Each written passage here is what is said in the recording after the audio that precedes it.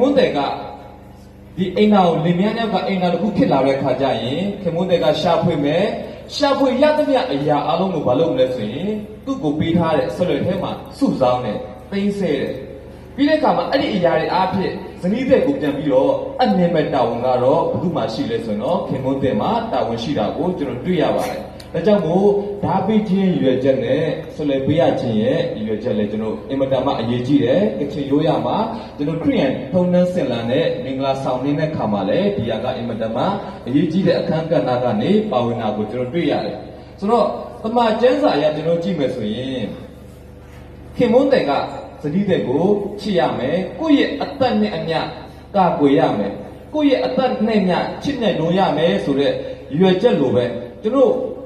ဇနီးတဲ့ကနေပြီးတော့ခင်မွန်းတဲ့ကိုသူ့ရဲ့ဘဝတစ်ခုတော့အနှံပြီးပြီးသူ့မှာရှိတဲ့ဘောတော့ကျွန်တော်ဓာတ်တွေဆက်လွယ်တွေအနှံပြီးတဲ့ခါမှာခင်မွန်းတဲ့ကတော့ဇနီးတဲ့ကိုခင်မွန်းတဲ့အမျိုးသမီးဖြစ်တဲ့လူကတော့အင်မတန်မှအားနေပါတယ်အားနေတဲ့ခါမှာကျွန်တော်ဘာလို့ရမလဲကာကွယ်ရမယ်နောက်ပြီးတော့မွေးဖွားလာမယ့်ရင်သွေးတွေကစခင်မွန်းတဲ့ကနေပြီးတော့သူ့မှာခုခံပေးဖို့ကာကွယ်ပေးဖို့တာဝန်တရားတွေအင်မတန်မှရှိလာတယ်